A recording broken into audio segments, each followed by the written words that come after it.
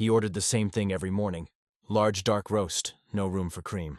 A blueberry scone, warmed. He'd sit at the corner table by the window, reading the newspaper, chatting with other regulars about the weather or the Seahawks game. Everyone knew him. Everyone liked him.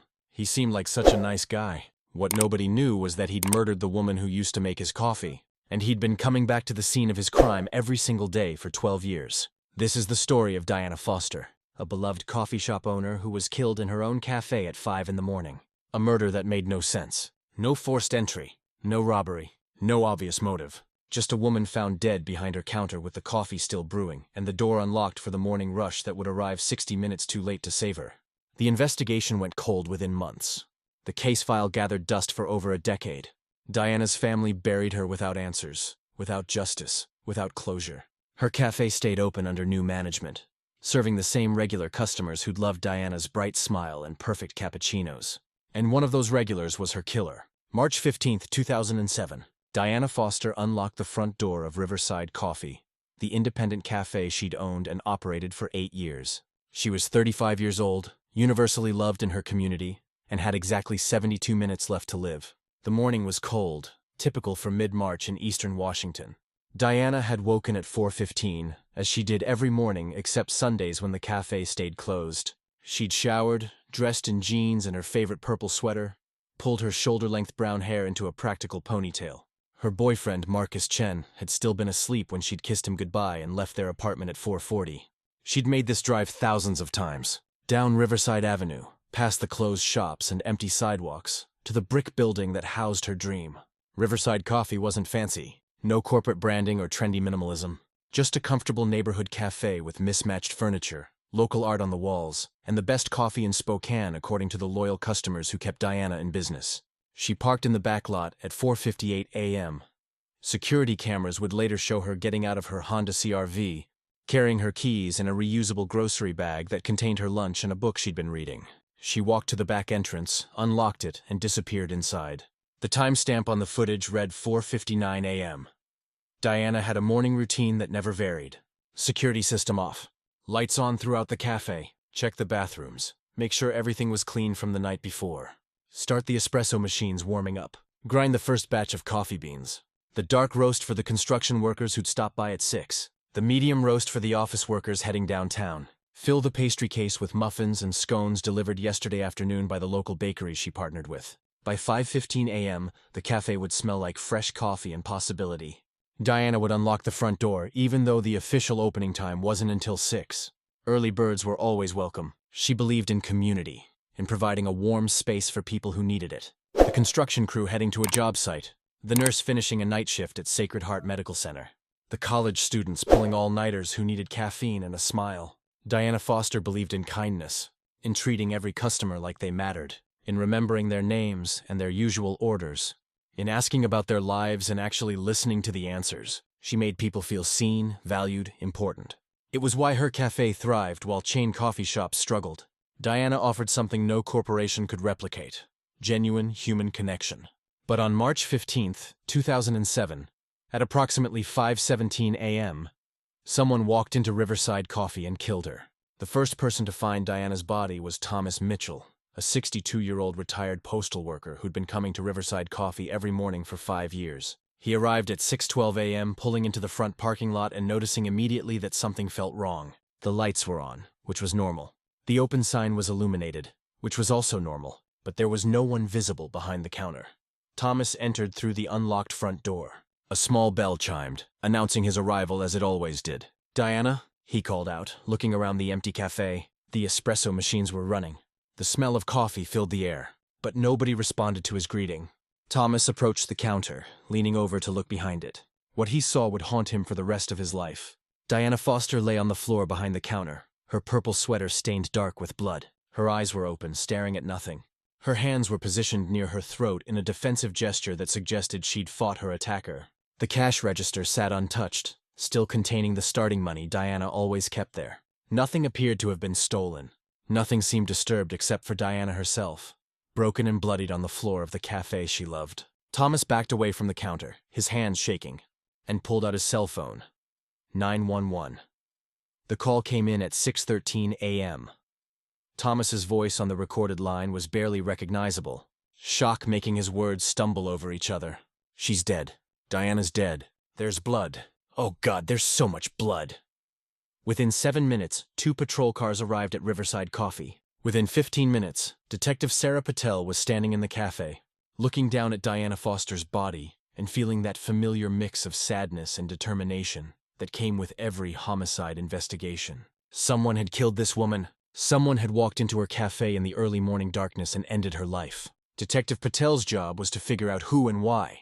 The initial crime scene analysis revealed several perplexing details. Diana had been stabbed multiple times with what the medical examiner would later determine was a kitchen knife, likely taken from the cafe's own supply. The weapon was never recovered, suggesting the killer had taken it with them when they fled. Time of death was estimated between 5:15 and 5:45 a.m., based on body temperature and the state of rigor mortis. The front door had been unlocked, but that wasn't unusual.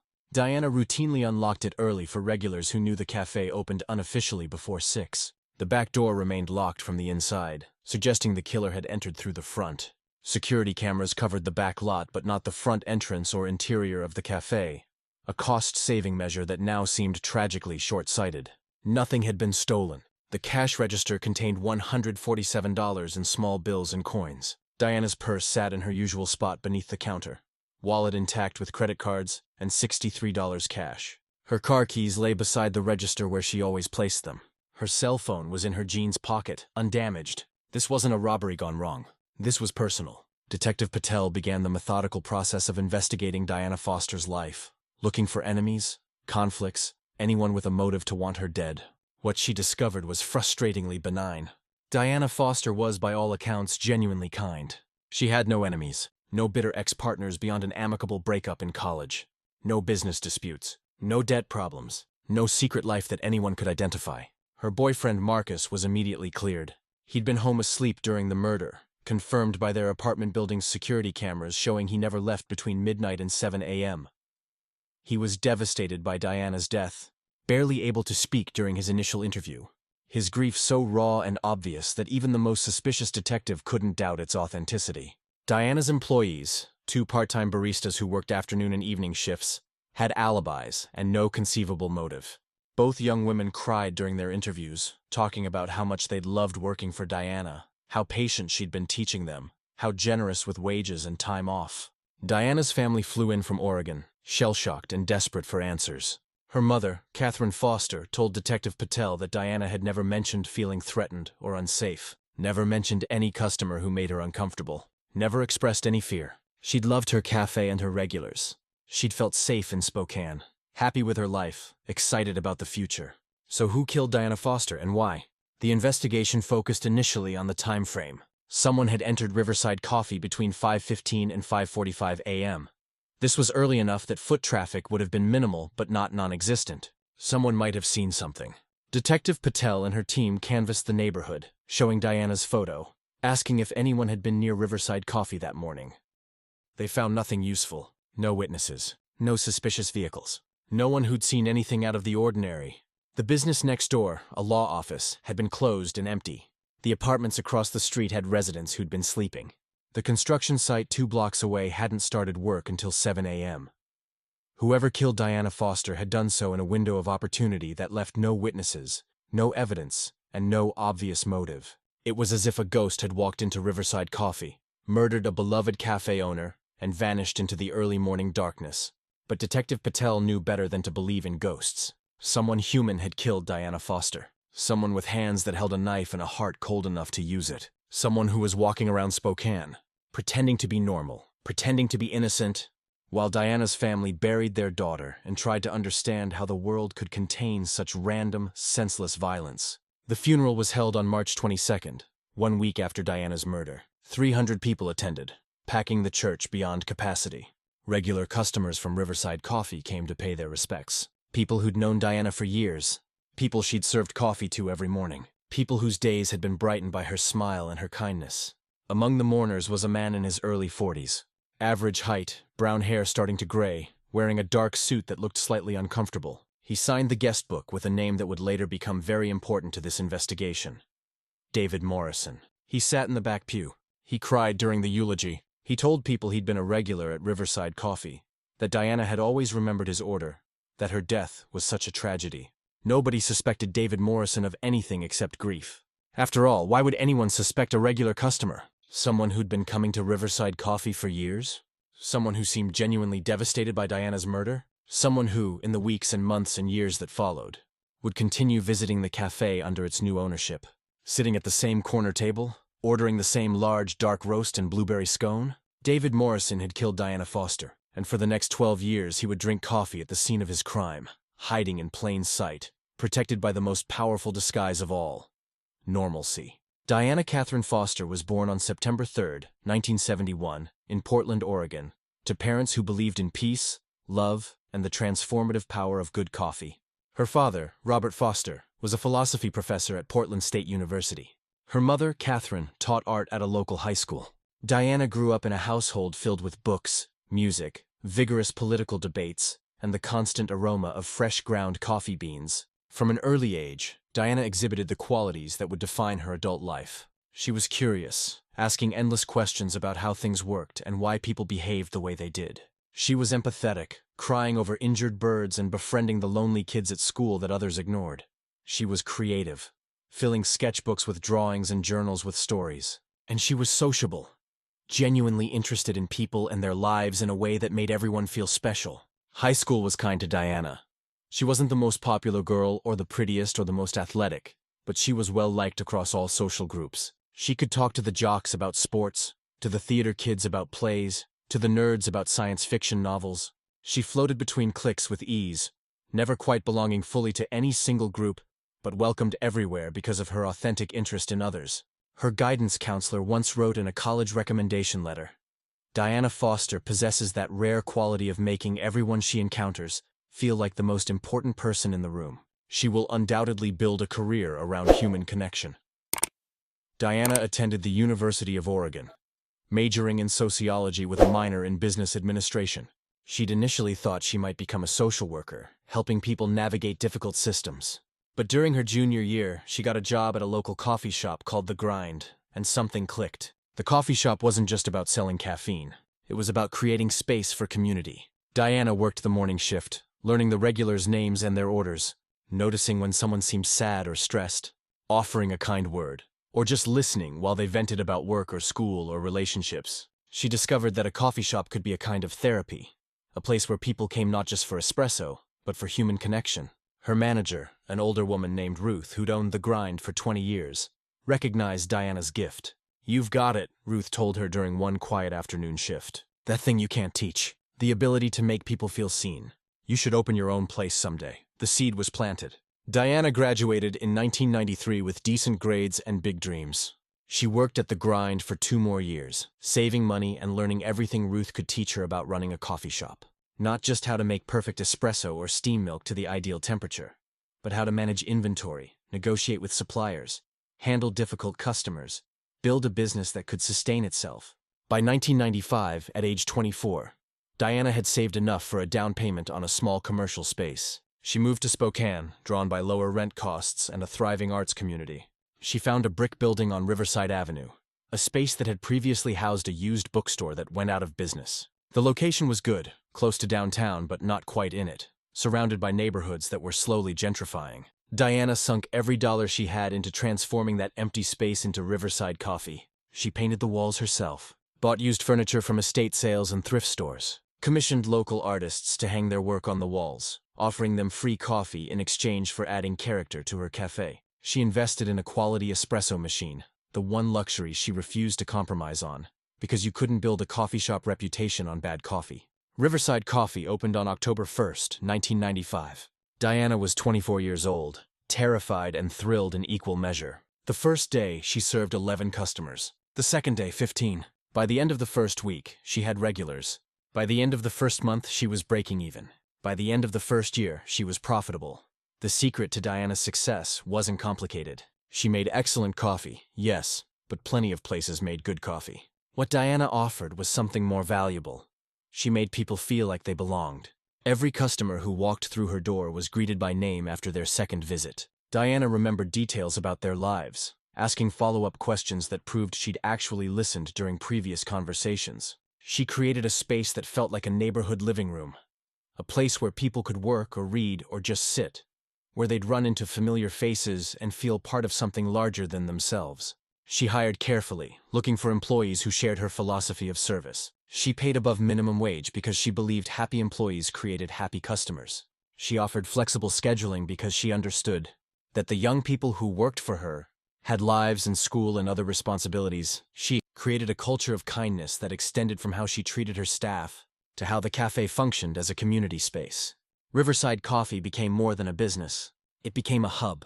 Local musicians played acoustic sets on Friday evenings. Book clubs met on Tuesday nights. Students studied at the tables, headphones on, laptops open, grateful for the Wi-Fi and the caffeine and the atmosphere of productive energy. Artists displayed their work on the walls, sometimes actually selling pieces to customers who'd been admiring them for weeks. Diana worked 6 days a week, taking only Sundays off. She opened at 5 a.m. and usually stayed until mid-afternoon, when her part-time employees took over for the evening shift. She handled the business side, accounting, inventory, supplier relationships, with the same meticulous care she brought to customer service. She was building something she was proud of, a business that sustained her financially while also fulfilling her emotionally.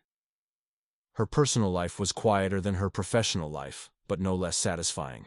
She dated occasionally, but nothing serious until she met Marcus Chen in 2003. Marcus was a graphic designer, freelancing from his apartment, who discovered Riverside Coffee while looking for a place to work that wasn't his bedroom.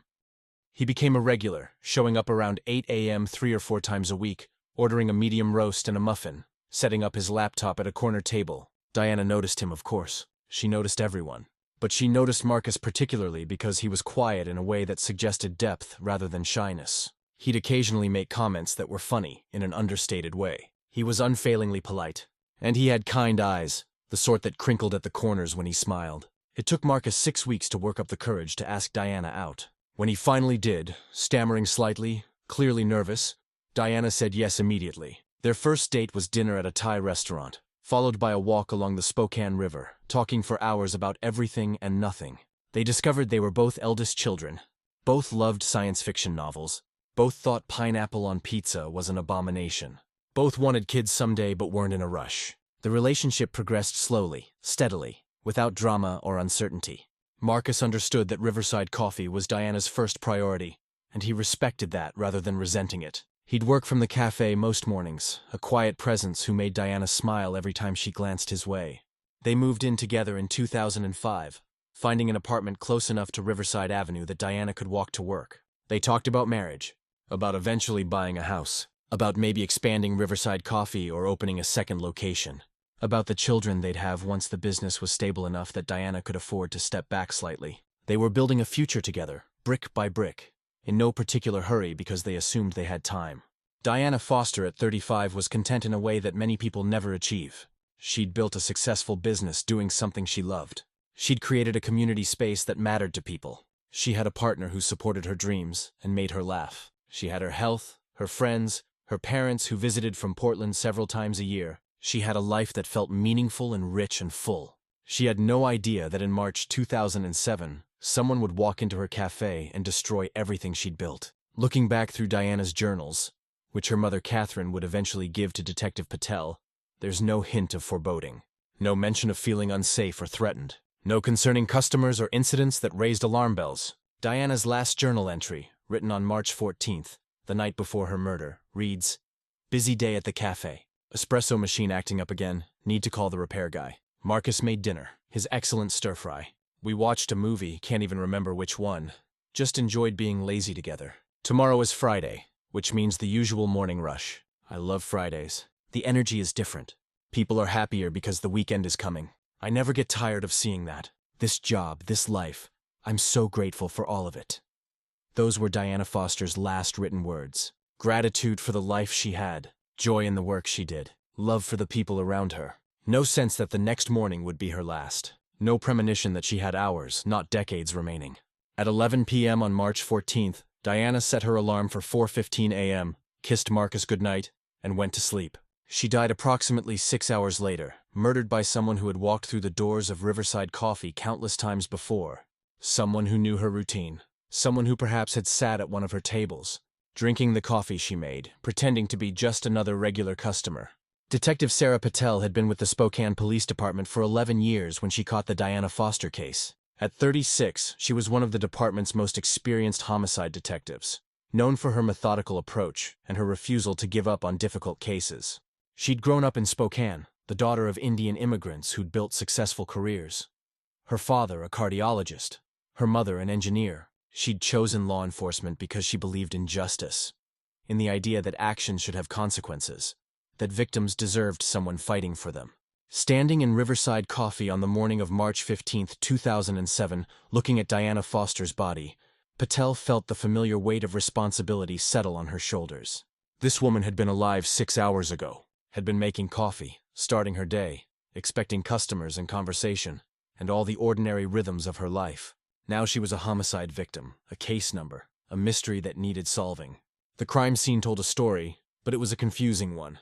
Diana had been stabbed 7 times, according to the preliminary examination. Defensive wounds on her hands suggested she'd tried to fight off her attacker. The location of the wounds, chest, abdomen, indicated the attack had been frontal, face to face. This wasn't someone sneaking up behind her. This was someone who'd confronted her directly. The murder weapon was missing. Based on the wounds, the medical examiner believed it was a kitchen knife with a roughly 5-inch blade. Riverside Coffee's kitchen was missing exactly 1 knife from its set, a fact that suggested either premeditation, the killer had known where to find a weapon, or opportunistic violence. The killer had grabbed the first available weapon during an altercation. The lack of forced entry troubled Patel. Diana had unlocked the front door, but she routinely did that for early regulars. So either the killer was someone Diana knew and trusted enough to let in before official opening time, or they'd simply walked in through the unlocked door and Diana had been too occupied with her morning routine to notice immediately. The complete absence of robbery was equally puzzling. Whoever killed Diana hadn't taken money, credit cards, or anything else of value. This eliminated the most common motive for murder, financial gain. So what remained? A crime of passion? A personal grudge? A random act of violence by someone mentally unstable? Patel began building a timeline. Diana had left her apartment at 4:40 a.m., confirmed by Marcus and the building's security cameras. She'd arrived at Riverside Coffee at 4:58 a.m., confirmed by the backlot cameras. She'd been alive at 5:12 a.m. when she'd sent a text to her baker confirming the next day's pastry order. Time of death was estimated between 5:15 and 5:45 a.m. The body was discovered at 6:12 a.m. That gave a window of roughly 30 minutes during which Diana Foster was murdered. 30 minutes when someone entered her café, attacked her behind the counter, stabbed her 7 times, and fled without being seen. 30 minutes that destroyed a life and devastated a community. The investigation expanded rapidly. Patel and her team interviewed everyone who'd ever worked at Riverside Coffee, everyone who'd been a regular customer, everyone in Diana's personal life. They were looking for any hint of conflict, any suggestion that someone had wanted to harm Diana. The employees were easily cleared. Julia Martinez and Amy Thompson, the 2 part-time baristas, had solid alibis and no conceivable motive. Both were 22, college students who'd worked for Diana for over a year. They described her as the best boss they'd ever had. Patient, generous, understanding. They were devastated by her death, not calculating or deceptive. Patel's instincts, honed over 11 years of interviewing potential suspects, told her neither young woman was involved. Marcus Chen's alibi was airtight. Security cameras showed him entering the apartment building at 9:30 p.m. the previous evening and not leaving until 7:05 a.m. the morning of the murder, by which time Diana's body had already been discovered. His grief was raw and obvious, the kind that couldn't be faked. He'd lost the woman he'd planned to marry, and the pain of that loss was written all over his face. Diana's family provided no leads. Her parents were in Portland, confirmed by multiple witnesses and phone records. Her younger brother was in Seattle, equally confirmed. No family conflicts, no inheritance issues, no old grudges or hidden resentments, just a family shattered by sudden inexplicable loss. So Patel turned her attention to the customers. Riverside Coffee had served hundreds of people over its 8-year existence. Some came daily, some came weekly, some had been occasional visitors who'd stopped by a few times and never returned. The task of tracking down and interviewing all of them was overwhelming, but Patel was nothing if not thorough. She started with the regulars, the people who'd been at Riverside Coffee frequently enough that Diana would have known them by name. Thomas Mitchell, who'd found the body, was interviewed extensively. He was 62, retired, living alone since his wife's death 3 years earlier. Riverside Coffee had been his morning routine, his way of combating loneliness. He genuinely liked Diana, looked forward to their brief daily conversations. His alibi checked out. He'd been at a doctor's appointment the previous afternoon and evening, returning home around 8 p.m., confirmed by medical records and security footage at his apartment building. Patel interviewed dozens of other regulars. The construction worker who always ordered a large, dark roast, black. The nurse who came in after night shifts, exhausted and grateful for caffeine. The elderly woman who spent hours reading newspapers at a corner table. The businessman who worked on his laptop while drinking endless refills. The college students who studied in groups, spreading textbooks across tables. None of them had any motive to harm Diana. Most were visibly upset during their interviews, struggling to process that the woman who'd made their coffee and remembered their names was dead. Several cried. Many expressed guilt that they hadn't been there that morning, as if their presence might have somehow prevented the murder. Among those interviewed was David Morrison, 43 years old, employed as an insurance adjuster at a local firm, lived alone in a one-bedroom apartment on the north side of Spokane. Divorced, no children. He told Detective Patel that he'd been a regular at Riverside Coffee for about 3 years, stopping by most mornings before work. He always ordered the same thing: large, dark roast, no room for cream, and a blueberry scone if they had them. Diana was always so nice, Morrison said during his interview, his voice catching slightly. She remembered everyone's orders. Made you feel like you mattered, you know? I can't believe someone would hurt her. She didn't deserve this. Patel asked Morrison about the morning of March 15th. Where had he been? Morrison explained that he'd been sick with the flu, hadn't gone to work all week, had been home in bed that morning. He'd heard about Diana's murder on the news that evening and had been shocked. Did anyone see him at home that morning? No, he lived alone. Could anyone confirm he'd been sick? His employer could confirm he'd called in sick for the week. His doctor had seen him on March 13th for flu symptoms. The alibi was soft but plausible. Patel made notes and moved on.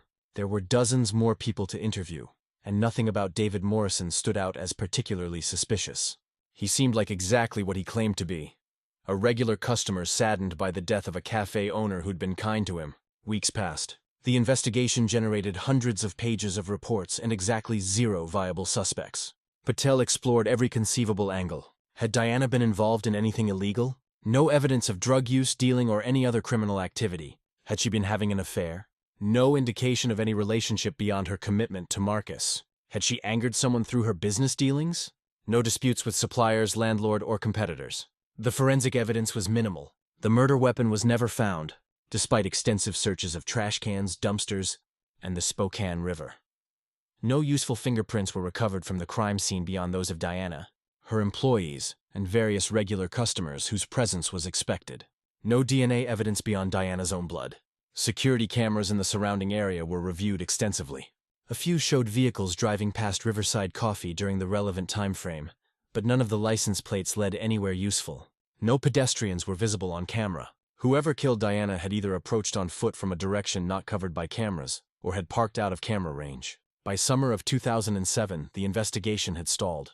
Patel had exhausted all obvious leads. She'd interviewed over 200 people. She'd followed up on dozens of tips called in by the public, none of which panned out.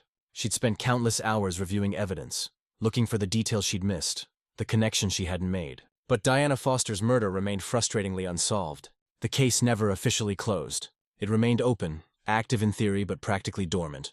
Patel moved on to other homicides, other victims who needed her attention. But she thought about Diana Foster regularly. The case bothered her in a way cold cases often did. Not just because it was unsolved, but because the victim had been someone genuinely good. Diana Foster had made the world better through small daily acts of kindness. She deserved better than to die violently in the cafe she loved, killed by someone who faced no consequences. Meanwhile, Riverside Coffee remained closed for 2 months while the crime scene investigation was completed and the estate was settled. Diana's parents inherited the business and initially planned to sell it, but regular customers advocated for keeping it open, arguing that closing Riverside Coffee permanently would be letting Diana's killer win. A community space she'd built would disappear. Her legacy would be erased. In June 2007, Catherine and Robert Foster decided to reopen Riverside Coffee under new management. They hired a couple in their 40s who'd expressed interest in running the cafe, keeping Diana's vision alive. The community rallied around the reopening. Customers returned, grateful to have their gathering space back, even though it felt hollow without Diana behind the counter. And among those customers, returning to his usual corner table, ordering his usual large, dark roast and blueberry scone, was David Morrison. He came back the first week the cafe reopened. He sat in the same spot he'd always sat. He made small talk with other regulars about how sad it was, what had happened to Diana, how glad he was that the cafe was staying open, that her legacy would continue. He seemed like such a nice guy. Everyone thought so. He was quiet but friendly, respectful, normal in every visible way. Nobody suspected that David Morrison had killed Diana Foster, that he'd stabbed her 7 times while she pleaded for her life, that he'd washed the blood from his hands in the cafe's bathroom sink before leaving through the front door at approximately 5:40 a.m. on March 15, 2007. And nobody suspected that for the next 12 years, David Morrison would return to Riverside Coffee almost daily, drinking coffee at the scene of his crime, hiding in the most obvious place imaginable. Plain sight. David Morrison was born on November 7, 1963, in Spokane, Washington. He was an only child, raised by parents who were functional alcoholics, maintaining jobs and appearances while slowly drowning in bottles of vodka hidden throughout their house. His childhood was marked by emotional neglect rather than overt abuse. His parents weren't violent or cruel. They were simply absent, even when physically present. David learned early to be invisible, to not cause problems, to not need attention or help or anything that might inconvenience the adults in his life. He became self-sufficient by necessity, making his own meals by age 8, doing his own laundry by age 10, essentially raising himself in a house where his parents existed in an alcoholic fog. School was neither terrible nor wonderful for David. He got average grades. He had acquaintances but not real friends. He participated in no extracurricular activities. He existed on the periphery of social groups, never quite belonging anywhere, never quite rejected either. He was forgettable, the kind of student teachers struggled to remember years later. After high school, David attended community college for 2 years, earning an associate degree in business administration. He got a job at an insurance company, starting in the mailroom and working his way up to adjuster. The work was tedious but stable. David was good at it precisely because it required no creativity or personal connection. He processed claims. He reviewed documentation. He calculated payouts according to rigid formulas. It suited him. He married at 27 to a woman named Linda, who worked as a receptionist at the same insurance company. The marriage was more about societal expectations than genuine love. Both David and Linda were in their late 20s, watching friends marry and have children, feeling pressure to do the same. They dated for 8 months, got engaged because it seemed like the next logical step, married in a small ceremony that neither family was particularly enthusiastic about. The marriage lasted 11 years and produced no children, not because they decided against kids, but because the topic never arose with any urgency. They lived parallel lives, sharing an apartment but not really sharing anything deeper. They ate dinner together most nights, watching television without much conversation. They had sex occasionally, perfunctorily, without passion. They existed together without truly connecting. Linda initiated the divorce in 2001. She'd met someone else, a man she worked with, someone who made her laugh and feel alive in ways David never had. She felt guilty about the affair, but not guilty enough to stay. The divorce was amicable because David didn't particularly care. He wasn't heartbroken. He was mostly indifferent. Linda took the furniture. David kept the apartment. They signed papers and ceased being married with the same lack of emotion that had characterized their entire relationship. After the divorce, David's life became even more solitary. He went to work. He came home. He watched television. He ate frozen dinners. He existed without really living, without any particular ambition or desire beyond maintaining his comfortable numbness. In 2004, David discovered Riverside Coffee. He'd driven past it countless times without noticing. But one morning his usual route was blocked by construction, and he detoured down Riverside Avenue. He needed coffee before work. He saw the cafe. He pulled over. Diana Foster greeted him with a smile that morning, asking what he'd like. David ordered a large dark roast, black. Diana made it, handed it to him, thanked him for coming. It was a perfectly ordinary transaction. David paid, left, went to work, but he came back the next day. And the day after that. By the end of the first week, Diana remembered his order. Large dark roast, no room for cream? She'd confirm as he approached the counter. David would nod. Diana would smile. He'd pay and leave. Over months and then years, David became a regular. He always ordered the same thing. He always sat at the same corner table by the window when he had time to sit. He never lingered long, just enough to drink his coffee, maybe eat a scone, then head to work. Diana would chat with him occasionally, small talk about the weather, the Seahawks. Nothing deep or personal, But Diana's kindness, her genuine warmth, affected David in ways he didn't fully understand. She made him feel seen. She remembered his name. She smiled at him like he mattered. In his entire life, David couldn't remember anyone treating him with such consistent, uncomplicated kindness. It became an obsession. David started thinking about Diana constantly. At work, processing insurance claims, he'd find his mind wandering to Riverside Coffee, to Diana's smile, to the way she'd ask how his day was going like she actually cared. He started extending his coffee breaks, sitting at his usual table longer, watching Diana interact with other customers and feeling a confusing mix of emotions. He wanted her attention. He wanted her to see him as special, not just another regular. He wanted what he'd never had in his entire life. Someone who cared about him specifically, who chose him, who made him feel like he was more than just forgettable background noise in his own life. But Diana treated everyone the same, kind to everyone, interested in everyone. David wasn't special to her. He was just another regular customer, no different from Thomas Mitchell or the nurse who came in after night shifts or the college students who studied at the tables. That realization, that he didn't matter to Diana any more than anyone else did, created a resentment that festered. By early 2007, David's thoughts about Diana had become intrusive. He found himself driving past Riverside Coffee at odd hours, checking if Diana's car was there. He knew her schedule. He knew she arrived at 5 a.m. He knew she left mid-afternoon. He knew she took Sundays off. He'd never explicitly followed her, but he'd accumulated knowledge about her life that crossed from casual observation into something unhealthy. He told himself he wasn't doing anything wrong. He was just a customer. He had every right to be at Riverside Coffee. Diana was friendly to him. Maybe she even liked him. Maybe if circumstances were different, if she wasn't with Marcus, maybe something could happen between them. David built elaborate fantasies. In them, Diana realized he was special. She saw past the quiet insurance adjuster exterior to the person beneath. She chose him. They'd be together. He'd no longer be alone. He'd matter to someone. But Diana had a boyfriend, and she showed no romantic interest in David. And as weeks passed and David's obsession deepened, his fantasies started including darker elements. Scenarios where Marcus was gone, where Diana needed someone to comfort her, where David could finally be the person she turned to. On the evening of March 14th, 2007, David made a decision. He wasn't consciously planning murder. He wasn't thinking that far ahead. But he decided he needed to talk to Diana. Really talk to her. Not just the brief small talk at the counter, but a real conversation where he could express his feelings. Make her understand how much she meant to him. Make her see him. He knew she arrived at 5 a.m. He knew she'd be alone for at least an hour before other customers started arriving. He'd go to Riverside Coffee early. He'd help her set up. They'd talk. She'd see how much he cared. Maybe something would change. David set his alarm for 4:30 a.m. on March 15th. He barely slept, his mind racing with scenarios. When the alarm went off, he got up, dressed, drove to Riverside Coffee. He parked on a side street, out of view of any security cameras. Not because he was planning anything criminal, but because some instinct told him to be cautious. He walked to Riverside Coffee at 5:15 a.m. The lights were on inside. Through the front window, he could see Diana behind the counter, preparing the espresso machines. She looked beautiful in the morning light, her hair pulled back, focused on her work. David pushed open the front door. The bell chimed. Diana looked up, smiled. "David, you're here early. Everything okay?" "I wanted to talk to you," David said. His heart was pounding.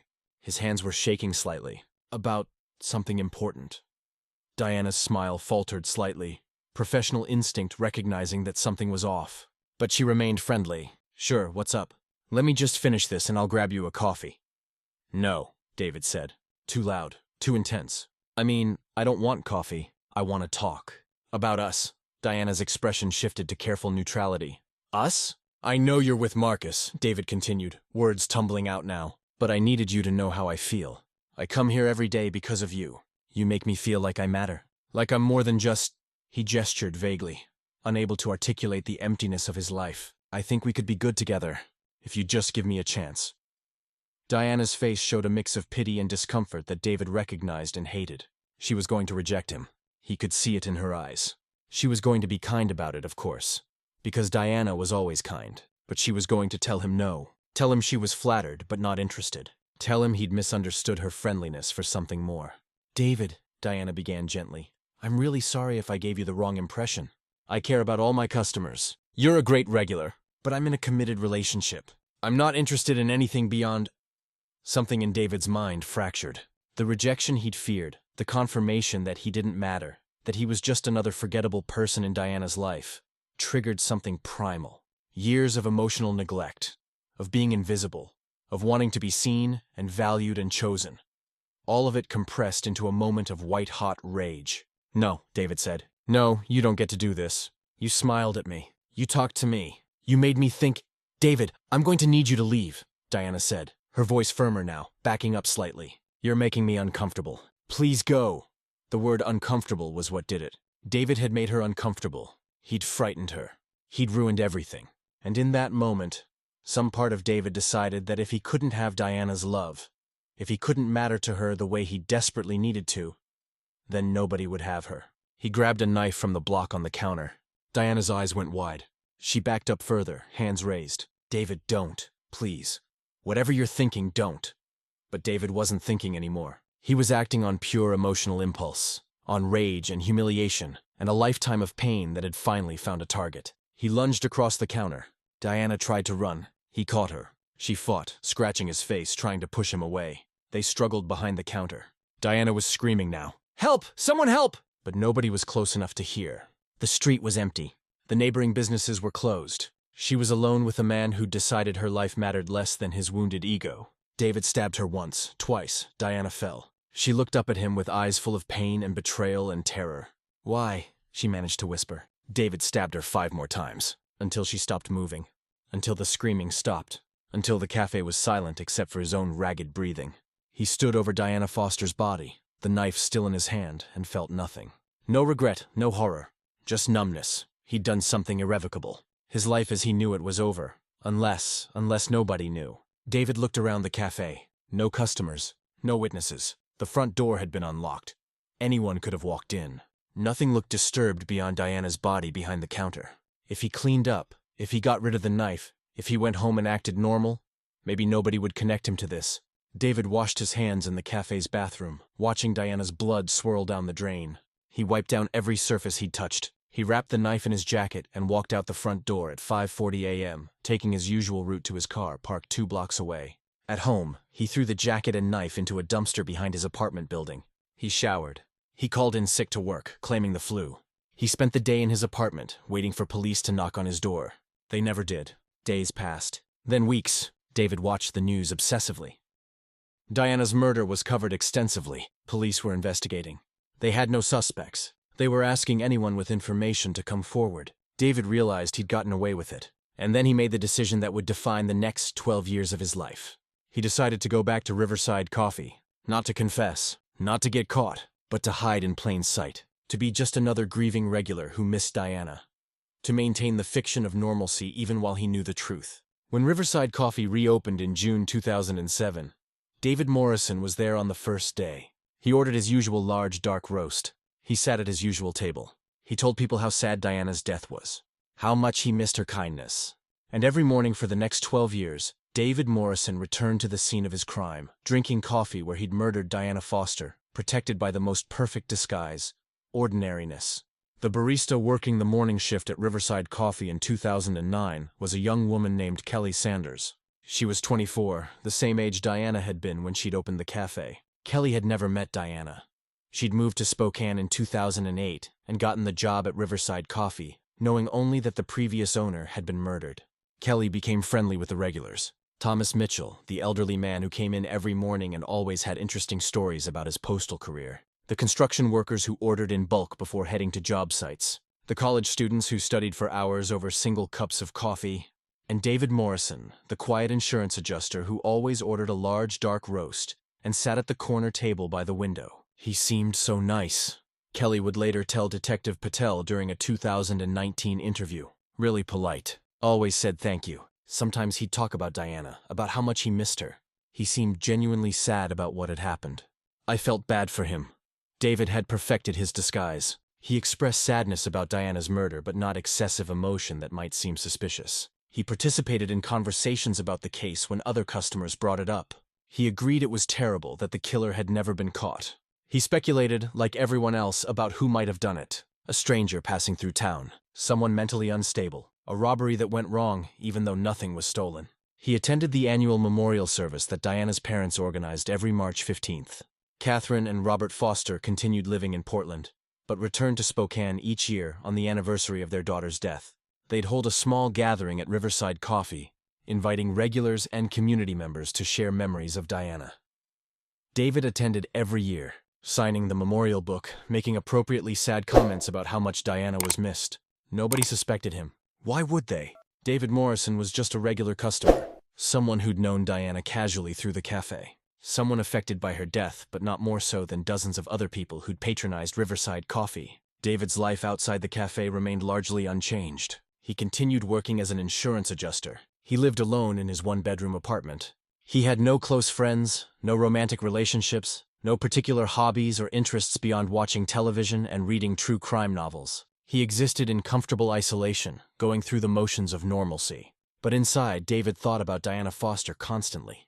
Not with guilt or remorse, but with a strange possessiveness. She'd rejected him, yes, but he'd been the last person to see her alive. He'd been important in her story, even if nobody knew it. He had power over her memory, over the truth of what happened. That knowledge gave him a sense of significance he'd never had before. He sometimes stood at the spot behind the counter where Diana had died, when the cafe was busy and nobody was paying attention to him particularly. He'd remember that March morning, the look in Diana's eyes when she realized what was happening, the feeling of the knife in his hand, the strange calm that had come over him afterward. He felt no remorse. Remorse required empathy, the ability to understand and share the feelings of another person. David had never developed that capacity. His childhood had taught him to be emotionally disconnected. His adult life had reinforced that isolation. Diana's death meant nothing to him beyond the practical concern of not getting caught. Years passed. 2010, 2011, 2012. The investigation into Diana's murder remained open but dormant. Detective Patel had retired in 2010. The case transferred to a younger detective who reviewed it occasionally but had no new leads to pursue. Diana's parents aged, their annual trips to Spokane becoming harder as health issues mounted. The community's memory of Diana Foster slowly faded, replaced by more recent tragedies and concerns. But David kept coming to Riverside Coffee every morning. Same order, same table. A fixture so reliable that when he was sick or on vacation, the staff noticed his absence. He'd become part of the cafe's fabric, as much a regular as anyone else. In 2013, Kelly Sanders left Spokane for graduate school. New staff were hired, young people who'd been children when Diana Foster was murdered, who knew the story only vaguely as something that had happened before their time. David Morrison was just another middle-aged regular to them, unremarkable and forgettable. Catherine Foster died in 2015 from cancer. The memorial service in Spokane that March was her last. Robert Foster, grieving his wife and still mourning his daughter, stopped making the annual trip. He was 80 years old, in declining health, unable to manage the travel anymore. The formal memorial services ended. Diana Foster's murder receded further into history, becoming a cold case that most people had forgotten except for those directly affected. David Morrison kept coming to Riverside Coffee. By 2017, he'd been frequenting the cafe for 13 years. 3 of those years before Diana's murder, 10 years after. He'd drunk thousands of cups of coffee at the scene of his crime. He'd sat at his corner table, reading newspapers, occasionally chatting with staff or other customers, maintaining the performance of normalcy that had protected him for over a decade. He believed he'd gotten away with murder, that enough time had passed that he was safe, that nobody would ever connect him to Diana Foster's death because nobody suspected him. He'd been so careful. No physical evidence tied him to the crime. No witnesses had seen him enter or leave that morning. The knife was long gone, degraded in a landfill somewhere. The jacket he'd worn was destroyed. He'd left no trace. But David made one mistake. A small one, seemingly insignificant at the time. In 2018, during a busy morning rush, David left his coffee cup on the table when he went to the bathroom. When he returned, a new barista had already cleared it, thinking he'd left. David shrugged, ordered a replacement, thought nothing of it. The coffee cup was thrown into the trash. Normally, it would have been emptied into the dumpster that evening, the contents hauled to the landfill. David's DNA lost among millions of other pieces of garbage. But that particular morning, the trash bag was sealed and taken out early because of a health inspection scheduled for that afternoon. The bag sat in the dumpster behind Riverside Coffee. It would have been picked up by sanitation workers 2 days later and taken to the landfill. Just another bag of coffee shop trash. But on that particular day, a homeless man named Carl Jenkins was searching dumpsters for recyclable cans and bottles. He pulled out the bag from Riverside Coffee, opened it, looked through the contents. Carl found the coffee cup. It still had coffee in it, maybe half full, still drinkable if you weren't picky. Carl was perpetually cold, living on the streets of Spokane during a harsh winter. He drank the lukewarm coffee, grateful for the caffeine and the slight warmth. Then he threw the cup back in the dumpster and moved on. That coffee cup, with David Morrison's saliva on the rim and his fingerprints on the side, sat in the dumpster. And that evening, Detective Maya Rodriguez from the Spokane Police Department's cold case unit was driving past Riverside. Coffee on her way home from work, Detective Rodriguez had transferred to the cold case unit 6 months earlier. She'd requested the assignment specifically because she believed unsolved murders deserved continued attention. She'd been reviewing old cases, familiarizing herself with the details, including Diana Foster's murder from 2007. Rodriguez had a theory she'd been developing. What if Diana's killer was someone who'd had access to the cafe? Someone familiar enough with the location to know where knives were kept? Someone who'd been there during relevant times? She'd been going through old interview transcripts, looking at everyone who'd been questioned in 2007, wondering if the answer had been missed. Driving past Riverside Coffee that evening, Rodriguez impulsively pulled over. She didn't have a specific plan. She was just drawn to the location, thinking about Diana Foster, about the case that had remained unsolved for 11 years. She walked around to the back of the cafe, to the alley where the dumpsters sat. Later, Rodriguez wouldn't be able to fully explain what made her look in the dumpster. Instinct, maybe. Curiosity. The kind of police intuition that sometimes leads to breakthroughs. She opened the dumpster lid, saw the trash bags, and made a decision that would eventually solve Diana Foster's murder. She retrieved the most recent trash bag, the one sealed that morning. She brought it back to the station. She went through its contents methodically, bagging items that might contain DNA evidence. Coffee cups, napkins, anything that might have been touched by customers. It was a long shot. DNA testing was expensive. The items would need to be matched against something for comparison. But Rodriguez believed in being thorough, in following unlikely leads because sometimes those were the ones that paid off. Among the items Rodriguez bagged was David Morrison's coffee cup. Cup number 23 in her evidence collection. She had no way of knowing whose it was. It was just another piece of potential evidence, logged and stored, waiting for the day when technology and circumstances might align to reveal its secrets. That day would come in 2019, when genealogical DNA testing would transform cold case investigation forever. In 2019, the landscape of cold case investigation changed dramatically. Genealogical DNA testing, the same technology people use to find long-lost relatives through companies like 23andMe and Ancestry.com, had been successfully applied to several high-profile cold cases, most notably the Golden State Killer in California. Law enforcement agencies across the country began exploring how this technology could help solve decades-old murders. Detective Maya Rodriguez attended a conference on genealogical DNA in March of 2019. She sat in a hotel ballroom in Seattle, listening to forensic genealogists explain how they'd built family trees from crime scene DNA, identified suspects through distant cousins, cracked cases that had seemed unsolvable. She thought immediately of Diana Foster. Back in Spokane, Rodriguez reviewed what physical evidence existed from Diana's murder. The original investigation had collected DNA samples, Diana's blood, primarily, and a few unidentified partials that had been too degraded or too small for useful analysis in 2007. Technology had advanced significantly in 12 years. Maybe those samples could yield results now. But Rodriguez also thought about the trash she'd collected from Riverside Coffee's dumpster 18 months earlier. Those coffee cups and napkins sat in the evidence room, cataloged but not yet tested. Each item potentially contained DNA from customers who frequented the cafe. One of those customers might be Diana's killer. The challenge was that DNA evidence alone meant nothing without something to compare it against. Even if they extracted perfect DNA profiles from every coffee cup, they'd need suspects to test against. And after 12 years, the active suspect list was essentially non-existent. This was where genealogical DNA offered a breakthrough. Instead of requiring a direct match to a known suspect, genealogists could upload crime scene DNA to public databases like GEDmatch. The database would identify genetic relatives, third cousins, fourth cousins, people who shared a small percentage of DNA. From those distant matches, genealogists could build family trees, working backward through generations to identify potential suspects. Rodriguez wrote a grant proposal to the National Institute of Justice, requesting funding to apply genealogical DNA analysis to Diana Foster's case. She argued that the 12-year-old murder deserved renewed attention using modern techniques. She outlined her theory that the killer had likely been a regular customer, someone comfortable in the cafe, someone whose DNA might be on one of the coffee cups she'd preserved. The grant was approved in July 2019. Rodriguez sent 25 coffee cups and napkins from the Riverside Coffee Dumpster collection to a private laboratory specializing in genetic genealogy. Among them was cup number 23, the one David Morrison had used and abandoned in 2018. The lab extracted DNA from each item, building genetic profiles. Most yielded nothing useful. Too degraded, too contaminated, or too incomplete. But several items provided clean, complete DNA profiles. The lab uploaded these profiles to GED Match, searching for genetic relatives. Cup number 23 produced a match. A woman in Idaho appeared as a third cousin to whoever had drunk from that cup. The genetic genealogist, a woman named Dr. Sarah Kim, began the painstaking process of building a family tree.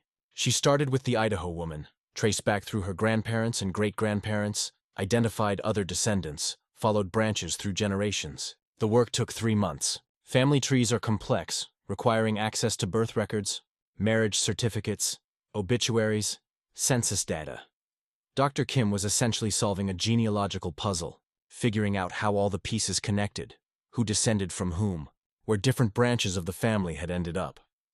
By October 2019, Dr. Kim had narrowed the possibilities to a cluster of people in Spokane descended from a couple who'd immigrated from Germany in the early 1900s. The family tree included dozens of people, but only a handful were the right age and gender to match the profile. Dr. Kim provided Detective Rodriguez with 5 names. One of them was David Morrison. Rodriguez pulled David Morrison's file from the Diana Foster investigation.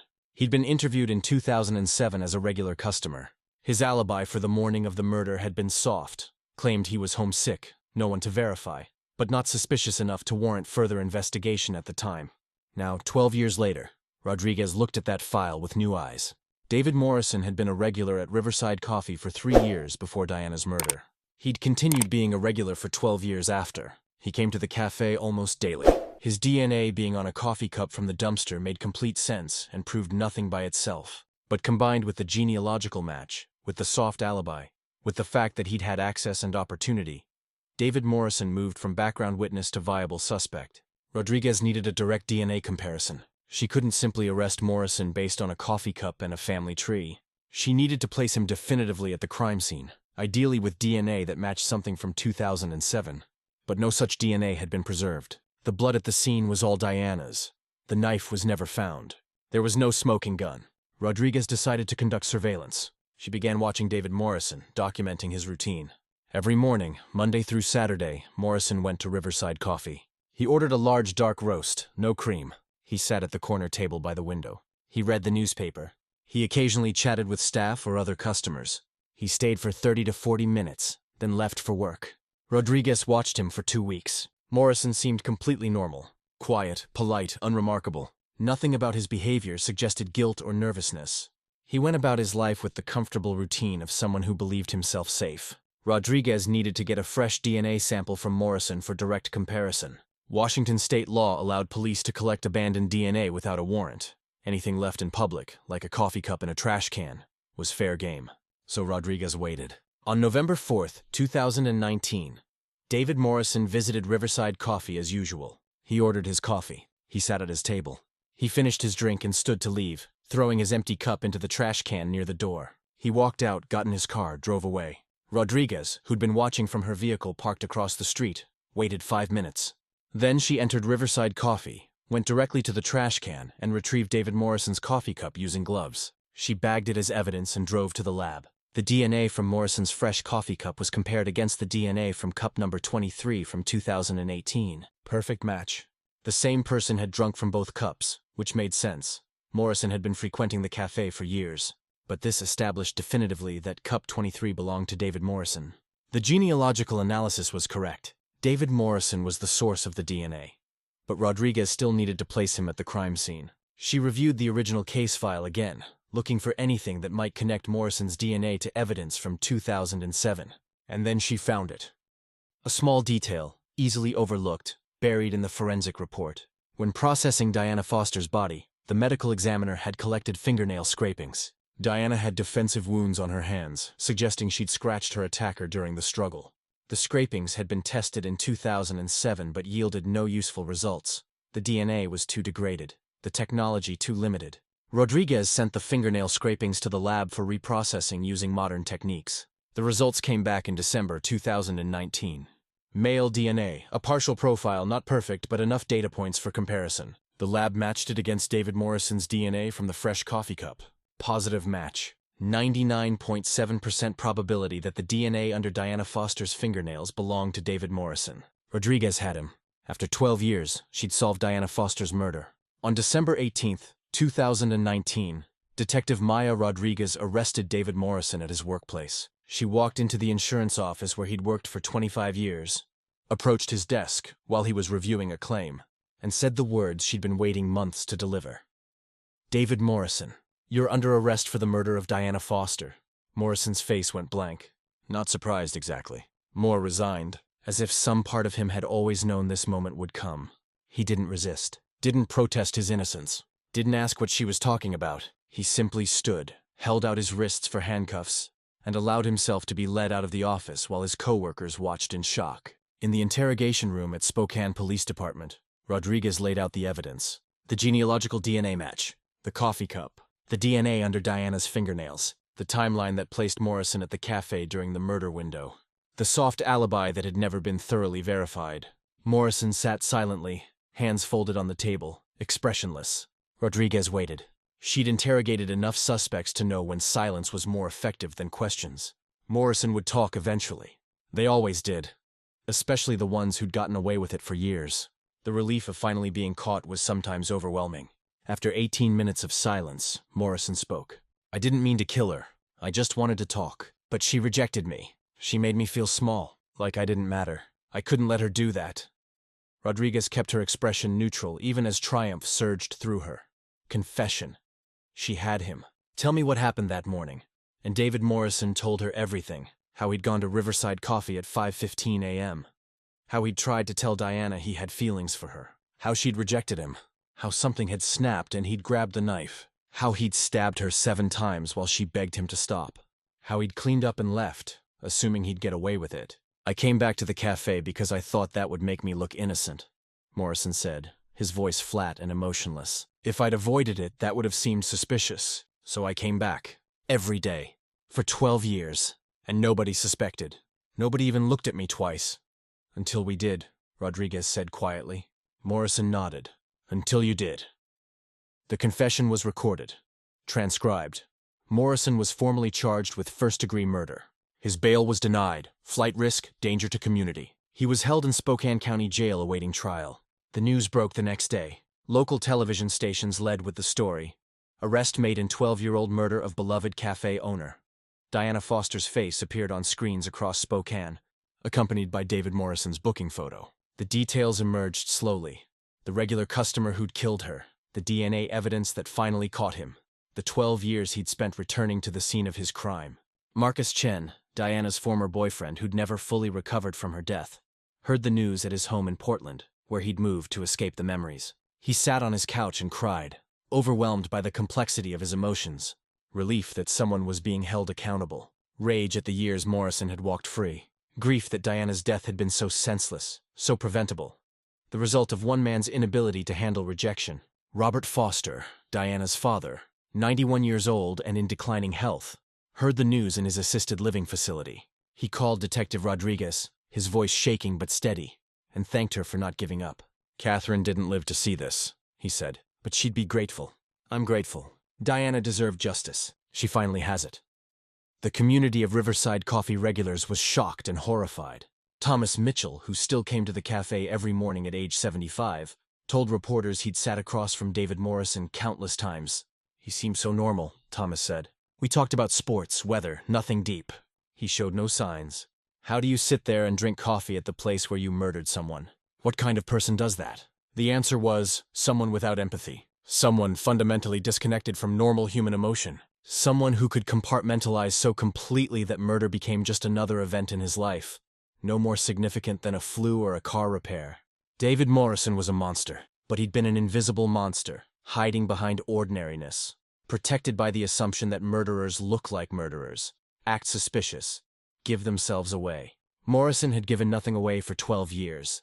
He'd been caught not through traditional detective work, but through technology that hadn't existed when he killed Diana Foster. Without genealogical DNA, he might never have been identified.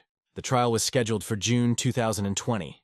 Morrison's attorney advised him to plead guilty, arguing that the confession and DNA evidence made conviction inevitable and that cooperating might result in a lighter sentence. Morrison agreed. On February 3, 2020, he entered a guilty plea to first-degree murder. At the sentencing hearing in March, the judge listened to impact statements from Diana's family and friends. Marcus spoke about losing the woman he'd planned to marry. Robert Foster spoke about burying his daughter without answers, and his wife without justice. Regular customers spoke about losing a community space that had felt safe until Diana's murder had shattered that illusion. Morrison was given the opportunity to speak. He stood, faced Diana's family, and delivered a statement his attorney had helped prepare. "I'm sorry for what I did. I took a life that mattered. I caused pain that can never be undone. I deserve whatever punishment I receive." The words were appropriate, but delivered without emotion. Morrison wasn't sorry. He was caught. There's a difference. Judge Patricia Wong sentenced David Morrison to life in prison without the possibility of parole. Washington State had abolished the death penalty in 2018, so life was the maximum sentence available. Morrison was 56 years old. He would die in prison, decades from now, forgotten except as a footnote in true crime databases. Diana Foster had been dead for 12 years, 7 months and 3 days when her killer was finally sentenced. Justice delayed but not denied. A cold case solved, a family given answers they'd waited over a decade to receive. And in Spokane, at Riverside Coffee, life continued. New staff served regular customers. College students studied at tables. People found community in the space Diana Foster had built. Her legacy persisted, stronger than the violence that had tried to destroy it.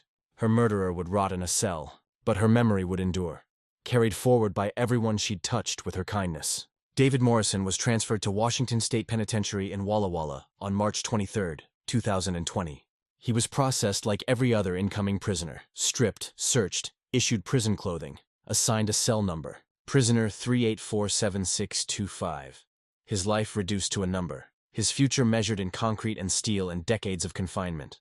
In prison, Morrison was unremarkable. He followed rules, caused no trouble, participated in no programs. He existed in his cell, reading books from the prison library, eating institutional food, sleeping on a thin mattress. He'd lived much of his free life in isolation. Prison was simply isolation made official. Other inmates learned why he was there.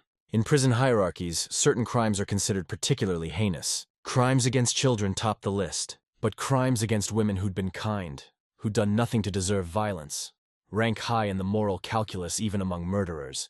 Morrison received no respect from other prisoners. He was avoided, occasionally threatened, generally regarded as weak and pathetic. He didn't care. Morrison had never cared much about other people's opinions. He'd lived his entire life disconnected from normal human social bonds. Prison was simply an extension of that disconnection, with the added inconvenience of being physically confined. Back in Spokane, Detective Maya Rodriguez received commendations for solving the Diana Foster case. The local media called her a hero. The police department highlighted her work as an example of innovative cold case investigation. Rodriguez accepted the praise but felt uncomfortable with it. She'd done her job. Diana Foster deserved justice. That was all that mattered. Rodriguez used the publicity around Diana's case to advocate for more resources for cold case investigations. She gave interviews explaining how genealogical DNA worked, how dozens of unsolved murders across Washington state could potentially be solved using similar techniques. She became a spokesperson for victims' families, arguing that murders shouldn't become less important just because time had passed. The Spokane Police Department created a dedicated cold case unit with additional funding. Rodriguez was promoted to lead it. Over the following years, she and her team would solve 8 more cold cases using genealogical DNA and persistent investigation. 8 more families received answers. 8 more killers faced consequences. But Diana Foster's case remained special to Rodriguez. It was her first major solved cold case. It proved that persistence and technology could achieve what seemed impossible. And it reminded her why she'd become a detective. Because victims deserved advocates, because justice mattered, because truth had power even when delayed. Marcus Chen struggled with Morrison's arrest and conviction. He'd spent 12 years believing Diana's killer would never be found, gradually accepting that some questions had no answers. When Morrison was arrested, Marcus felt relief but also rage. 12 years. The killer had been free for 12 years, living a normal life, drinking coffee at Diana's café, pretending to be just another regular. Marcus had never fully recovered from Diana's death. He'd dated occasionally in the years since, but nothing serious developed. Part of him remained stuck in 2007, in the morning when police had called to tell him Diana was dead. He'd moved to Portland to escape the memories, but they'd followed him. Diana was everywhere in his mind. In coffee shops, in conversations about morning routines, in the empty space beside him where she should have been. After Morrison's sentencing, Marcus wrote a letter to Robert Foster. In it, he tried to express everything he'd felt over the past 12 years. His love for Diana, his grief at losing her, his gratitude to Diana's parents for including him in their family, his relief that Morrison would die in prison. The letter was 12 pages long, full of crossed-out words and tear stains, the rawest expression of emotion Marcus had ever committed to paper. Robert Foster received the letter at his assisted living facility. He read it slowly, his old eyes needing several breaks to rest. When he finished, he called Marcus. They talked for 2 hours. Two men connected by their love for Diana, processing their shared trauma now that Morrison had been caught. "She loved you," Robert told Marcus. "She talked about you all the time when she called. She was happy." "You made her happy," Marcus cried. "I should have been there that morning. I should have gone with her to the café." "No," Robert said firmly. "Morrison would have killed you both. You can't think like that. Diana wouldn't want you to spend your life with guilt that isn't yours to carry." The conversation helped. Not completely. Trauma doesn't heal that easily. But enough that Marcus felt slightly less burdened. He wasn't responsible for Diana's death. Morrison was. Only Morrison. At Riverside Coffee, the staff installed a permanent memorial. A plaque was mounted on the wall near the counter where Diana had been killed, engraved with her name and dates and a simple message. Diana Foster, 1971-2007. She built community through kindness. Her legacy continues. Next to the plaque hung a photograph of Diana, taken in the café shortly before her death. In it, she's smiling at the camera, surrounded by regulars, looking genuinely happy. The photograph became a fixture of the café, a reminder of who Diana had been and what she'd built. Thomas Mitchell, now 75, still came to Riverside Coffee every morning. He'd sit at his usual table, drink his coffee, and look at Diana's photograph. He'd known her for 5 years before her murder. He'd found her body. He'd carried that trauma for 12 years, occasionally waking from nightmares where he relived walking behind the counter and seeing her broken on the floor. Morrison's arrest hadn't eliminated Thomas's nightmares, but it helped. Justice had been served. The man responsible was in prison. Diana's death had meaning. It had led to improved cold case investigation techniques, to other cases being solved, to changes in how law enforcement approached unsolved murders. She'd be proud of that, Thomas told a reporter doing a follow-up story on the case 1 year after Morrison's conviction. Diana always wanted to help people. Even her death ended up helping people. That's a legacy. The reporter asked if Thomas still felt safe at Riverside Coffee, given what had happened there. Thomas looked around the cafe, at the students studying, at the regulars chatting, at the staff making coffee and laughing together. This was Diana's dream, he said. A space where people felt welcome, where community could happen. Morrison tried to destroy that, but we didn't let him. We kept coming. We kept this place alive. That's how we honored Diana, by refusing to let fear win. The story aired on local news and went viral online. Clips of Thomas talking about honoring Diana's legacy were shared thousands of times. The cafe experienced a surge in business, people from across Spokane visiting to support a place that had survived tragedy and maintained its purpose. Diana's parents, Robert and Catherine Foster, hadn't lived to see this. Catherine had died in 2015. Robert passed away in October 2020, 7 months after Morrison's sentencing. He was 91 years old. His obituary mentioned that he was survived by his son, several grandchildren, and that he'd finally received justice for his daughter Diana before his death. At Robert's funeral, Marcus Chen gave the eulogy. He talked about how Robert and Catherine had welcomed him into their family, how they'd never blamed him for Diana's death, even though he'd blamed himself, how they'd remained kind and generous even while carrying grief that never fully healed. "Robert told me once," Marcus said, "that Diana would want us to keep living, to keep finding joy even in a world that contains violence and loss." He said Diana had believed in the fundamental goodness of people, and that believing otherwise would be letting her killer win. So Robert kept believing in goodness, even when it was hard. Even when his daughter's murderer was walking free, he maintained faith that eventually truth would emerge, and he was right. The funeral was attended by 60 people, mostly family and Diana's old friends. Among them was Detective Maya Rodriguez, who'd driven from Spokane to pay her respects to a man she'd never met, but whose daughter's case had defined a significant part of her career. After the service, Rodriguez approached Marcus. They'd spoken briefly during the investigation and trial, but hadn't had a real conversation. Rodriguez wanted to tell him something she'd never articulated publicly. "I almost gave up on this case," Rodriguez admitted. "There were moments when I thought it was unsolvable. Too much time had passed. Too little evidence. But I kept thinking about Diana. About how she'd been kind to strangers. How she'd built something positive in her community. She deserved someone who wouldn't give up. So I didn't." Marcus thanked her for her persistence, for giving Diana's family closure before Robert died, for ensuring Morrison would spend the rest of his life in prison. "Do you think Diana would have forgiven him?" Rodriguez asked. "If she'd survived, if Morrison had just been arrested for assault, do you think she would have forgiven him?" Marcus considered the question. "Yes," he said finally. "Diana believed in redemption. She believed people could change. If Morrison had shown genuine remorse, had gotten help, had apologized, yes, Diana probably would have forgiven him eventually. That's who she was. But Morrison never showed remorse. He killed her because his ego couldn't handle rejection, and he lived 12 years without guilt. Diana would have forgiven him, but he never deserved it." They stood silently for a moment, both thinking about the woman who'd brought them together through the tragedy of her death. "She sounds like she was an exceptional person," Rodriguez said. "She was," Marcus agreed. "The best person I've ever known." In March 2025, 18 years after Diana Foster's murder and 5 years after David Morrison's conviction, Riverside Coffee celebrated a milestone. The cafe had been open for 30 years, surviving economic downturns, changing neighborhoods, and the trauma of its owner's murder. The current owners, a couple named Jennifer and Michael Torres, who'd purchased the business in 2015, organized a community celebration. They invited former employees, longtime regulars, local business owners, and representatives from the Spokane Police Department. The event was part anniversary party, part memorial for Diana Foster, part celebration of community resilience. Over 300 people attended. Thomas Mitchell, now 81 but still spry, gave a speech about the cafe's history and Diana's vision. Detective Maya Rodriguez, now chief of the cold case unit, talked about how Diana's case had changed cold case investigation in Washington state. Marcus Chen, who'd flown in from Portland specifically for the event, shared memories of Diana that made people laugh and cry in equal measure. Jennifer Torres unveiled a new mural on the cafe's exterior wall. It depicted Riverside Coffee through the seasons, cherry blossoms in spring, summer sun through windows, autumn leaves, winter snow.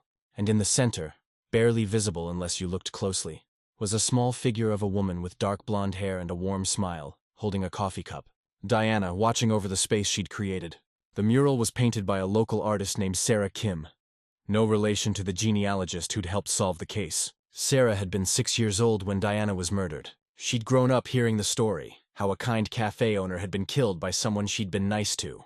The story had affected Sarah deeply, making her cautious about strangers, but also determined not to let fear prevent kindness. "Diana Foster showed me that good people exist," Sarah said during the unveiling. "But she also showed me that not everyone deserves trust just because they seem nice." That's a complicated lesson for a 6-year-old, but it's one I carried into adulthood. Be kind, but be careful. That's Diana's legacy. The statement reflected a broader shift in how society thought about cases like Diana's. In the years since her murder, the true crime genre had exploded. Podcasts, documentaries, television series all examining unsolved murders and missing persons cases. Diana's case had been covered by several major shows, her story reaching audiences far beyond Spokane. These true crime narratives often focused on the killers, giving them notoriety and attention that overshadowed the victims. But Diana's case had been covered differently, perhaps because of how ordinary and sympathetic she was. The focus remained on her life rather than her death, on what she'd built rather than how it had been destroyed. A podcast called The Café Killer devoted 12 episodes to Diana's case. But rather than sensationalizing the murder, the host spent most episodes interviewing people who'd known Diana, former customers who shared memories, community members who explained what Riverside Coffee had meant to the neighborhood. Only 2 episodes focused on Morrison and the investigation. The rest celebrated Diana's life. This approach resonated with listeners. The podcast reached #1 on iTunes, downloaded millions of times by people drawn to Diana's story, not because of the violence, but because of the community she'd built. Many listeners visited Spokane specifically to see Riverside Coffee, to drink coffee in the space Diana had created, to pay respects to someone they'd never met but whose story had moved them. This phenomenon troubled some people, including Detective Rodriguez, who worried about true crime becoming entertainment that trivialized real trauma. But Marcus Chen had a different perspective. He'd been interviewed for several true crime shows about Diana's case, always reluctantly. But he'd noticed something interesting.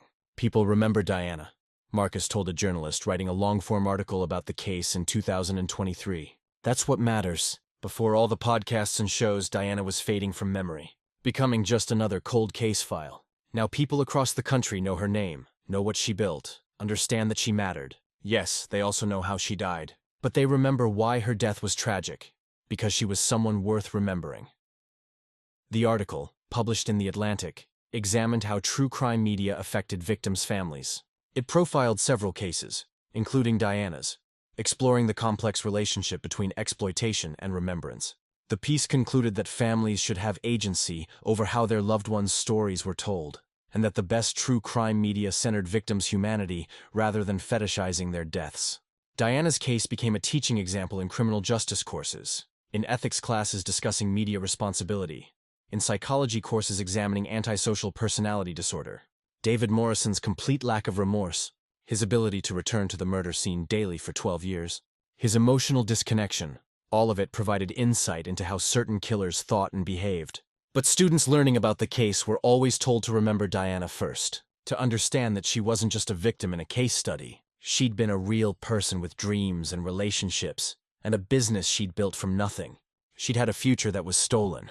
Reducing her to a cautionary tale or a puzzle to be solved dishonored her memory. In 2022, the Washington State Legislature passed the Diana Foster Cold Case Initiative, allocating $5 million annually to fund genealogical DNA testing and cold case investigation across the state.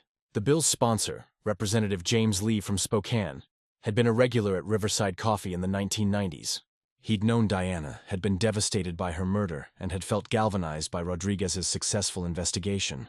Diana's case proved that cold cases aren't hopeless, Lee said during the bill signing ceremony. Technology advances, new techniques emerge, cases that seemed unsolvable become solvable. But that only happens if we dedicate resources to making it happen. This funding will help solve dozens of murders, giving dozens of families the closure Diana's family finally received. The initiative led to 38 cold case arrests in its first 3 years.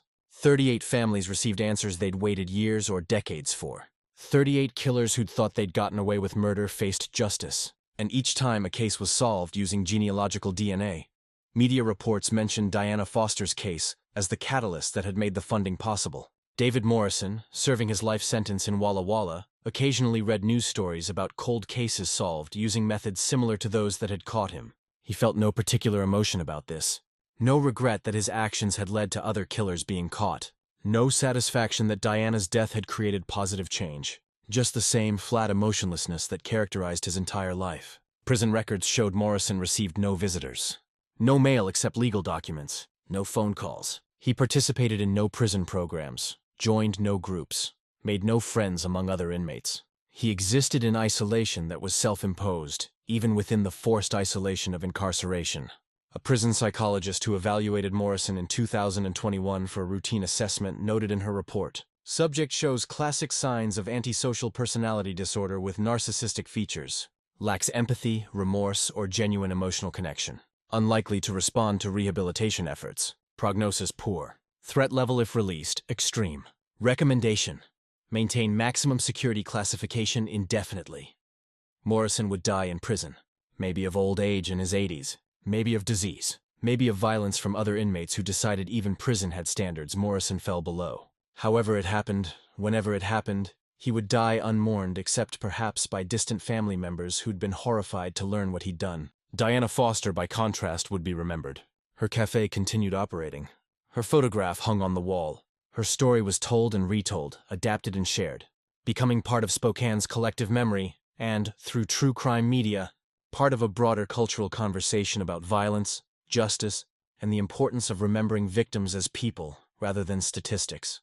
Every March 15th, on the anniversary of Diana's death, Riverside Coffee closed for the day. The staff gathered in the cafe at 5 a.m., the time Diana used to arrive, and held a memorial service. They read stories about Diana written by former customers. They shared coffee and pastries. They observed a moment of silence at 5:17 a.m., the estimated time of her death. Then they spent the rest of the day doing community service, serving food at homeless shelters, volunteering at women's shelters, doing the kind of work Diana would have valued. Marcus Chen attended most years when he could get time off work. He'd stand in the café where he'd spent so many mornings with Diana, surrounded by people who'd never met her but honored her memory, and feel the peculiar mix of grief and gratitude that defined his relationship with her death. Grief that she was gone, that they'd never had the future they'd planned, that someone had stolen her from the world over something as trivial as bruised ego and rejected romantic interest, but also gratitude, that he'd known her at all, that she'd loved him, that her death, senseless as it was, had led to positive change, that her name wouldn't be forgotten. I used to think the worst thing was that she died young, Marcus told a friend during the 2024 memorial service, and that is terrible. Diana should have lived to old age, should have had children, built more businesses, kept making people's mornings better with her coffee and her smile. But I've realized the worst thing would have been if she died young and was forgotten. As long as people remember Diana, really remember her, not just her murder but her life, then part of her remains alive. That's what I hold on to. Thomas Mitchell, now 81, still came to Riverside Coffee most mornings, though not every morning anymore. Age had slowed him down, but when he did come, he'd sit at his usual table, drink his coffee, and look at Diana's photograph on the wall. He'd remember the young woman who'd always greeted him warmly, who'd asked about his life, and actually listened to the answers. Getting old is strange, Thomas told a younger regular one morning in 2025. You outlive people who should have outlived you. Diana was 50 years younger than me. She should be here, running this cafe, gray-haired and wise. Instead, I'm here and she's a photograph on a wall. Life isn't fair, but we honor the people we've lost by remembering them correctly. Not as victims, as people who mattered. The younger regular, a woman in her 30s who'd moved to Spokane in 2020, asked what Diana had been like. Thomas smiled. She made you feel like you were the most interesting person she talked to all day, even though she talked to dozens of people every morning. She had this gift for making everyone feel special. I don't know how she did it, but I miss it. I miss her. The conversation continued. Thomas sharing memories, the younger woman listening. Diana's story being passed to another generation. As long as people kept sharing memories, kept telling stories, kept honoring what Diana had built, her legacy would persist. David Morrison had tried to destroy Diana Foster, had literally destroyed her body, had stolen her future, had caused pain that rippled through dozens of lives. But he hadn't destroyed her legacy, hadn't erased what she'd built, hadn't won. Diana Foster's life had been short, just 35 years, but those years had mattered. She'd built a business that served as a community hub. She'd created space for connection in an increasingly isolated world. She'd treated everyone with kindness and dignity. And even her death, tragic as it was, had led to changes that helped solve other murders, that brought other families closure, that improved how society approached cold cases. That was Diana's true legacy, not how she died, not the violence that ended her life, but how she'd lived and what she'd built and the lives she'd touched and the changes her case inspired. Justice had been delayed, but justice had been served. And Diana Foster would be remembered not as a victim, but as someone who'd mattered deeply to many people, and whose influence continued long after her death. Epilogue. The coffee shop that remembered on a Tuesday morning in March 2026, 19 years after Diana Foster's murder. A young woman named Emma Rodriguez walked into Riverside Coffee for the first time. She was 23 years old, recently graduated from the University of Washington with a degree in criminal justice, and she just accepted a position with the Spokane Police Department's cold case unit. Emma was Detective Maya Rodriguez's daughter. She'd grown up hearing about Diana Foster's case, about how her mother had spent months building a family tree from DNA on a coffee cup, about how persistence and new technology had solved a murder that seemed unsolvable. The case had inspired Emma to study criminal justice, to dedicate herself to helping families find answers, to continue the work her mother had started. Walking into Riverside Coffee, Emma looked around at the space that had been so central to her mother's breakthrough case. The cafe was busy, college students studying, business people grabbing coffee before work, retirees reading newspapers. It looked like a normal coffee shop, except for Diana Foster's photograph on the wall and the memorial plaque beside it. Emma approached the counter and ordered a medium roast coffee. The barista, a young man about Emma's age, smiled and asked, "First time here?" "Yes," Emma said. "I just moved to Spokane. I'm starting a new job at the police department." The barista's face lit up. "Oh, are you working with Detective Rodriguez? I mean, Chief Rodriguez now?" "She's my mother," Emma admitted. The barista's expression became reverent. She's a hero here. She solved Diana's murder. She gave this community closure. He gestured at Diana's photograph. Diana would be proud of what your mom did. What you're going to do too, I bet. Emma looked at the photograph. Diana Foster frozen at 35, smiling, surrounded by customers who'd all aged or died or moved away, while she remained forever young. It seemed unfair. But then murder always was. I hope so, Emma said quietly. She took her coffee to a table by the window. As she sat down, an elderly man at the next table looked up from his newspaper and smiled. First day? He asked. Emma nodded. How did you know? You're looking around like you're trying to memorize everything. Rookies do that. I used to be a cop myself back in the 70s. He extended his hand. Thomas Mitchell. Emma shook it, recognizing the name immediately from her mother's case files. You found Diana Foster's body.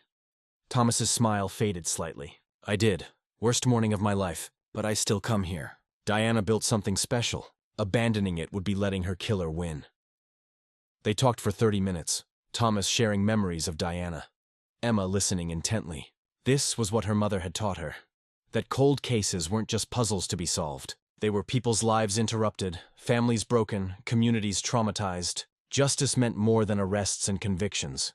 It meant remembering the victims as people, understanding what had been lost, honoring their memories by refusing to forget. As Emma left Riverside Coffee that morning, heading to her first day at the police department, she passed Diana's photograph one more time. She paused, looking at the young woman's smile, thinking about everything that photograph represented. A life ended too soon. A killer who'd hidden in plain sight. A cold case solved through innovation and persistence. A legacy that endured. I'll do my best, Emma whispered to the photograph. A promise to Diana Foster. A promise to all the victims whose cases sat unsolved in filing cabinets. A promise to keep fighting for justice, no matter how long it took. In the cold case unit office, Emma's mother, Maya Rodriguez, waited. She'd heard Emma's voice in the hallway, recognized her daughter's footsteps.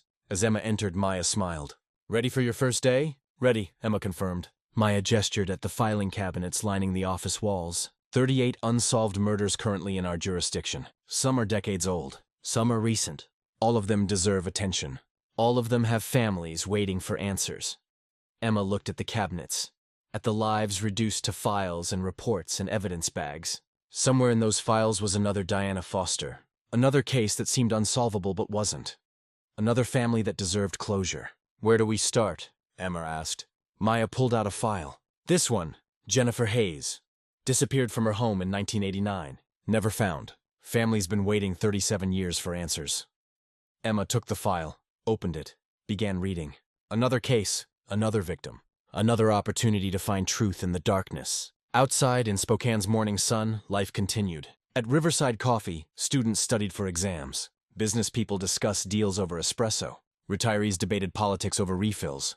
The community space Diana Foster had built thrived, maintained by people who'd never met her but honored her vision. David Morrison sat in his cell in Walla Walla, irrelevant to everyone except as a cautionary tale about evil hiding behind ordinary faces. He would die in prison, unmourned. His name mentioned only in context of the woman he'd killed and the case that had caught him. But Diana Foster would be remembered by the people she'd served coffee to, by the community she'd built, by the detectives who'd solved her case and the families who'd found closure because of it, by the students who learned about her case in criminal justice classes, by the visitors who came to Riverside Coffee to see where a woman had turned tragedy into legacy. 19 years after buying flowers for her own birthday party, Diana Foster's influence continued. Not through her death, but through her life, through the kindness she'd shown, through the space she'd built, through the people she'd touched, through the changes her case had inspired. That was what mattered. Not how she'd died, but how she'd lived, and how she'd be remembered forever. Like this video if you believe persistence in seeking justice matters, even decades later. Comment below. Which cold case would you like me to cover next? Your suggestions help shape future content. Thank you for watching, for caring, and for remembering that behind every cold case is a real person who mattered to real people. Diana Foster mattered. Justice was served. Her legacy continues.